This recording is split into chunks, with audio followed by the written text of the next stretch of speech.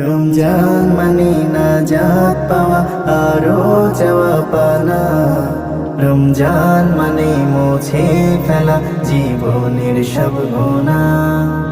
রমজান মানে নাজাত পাওয়া আরো যাওয়া পানা। রমজান মানে মুছে ফেলা জীবনের সব গুনাহ। রমজান মানে মুমিনের ঘর, রহম বহমান।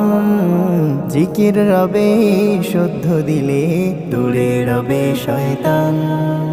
রমজান মানে মুমিনের ঘর, রহম বহমান। জিকির রবে শুদ্ধ দিলে দূরে রবে শয়তান। রমজান মানে কুরআন পড়ে প্রভুর কথা জানা।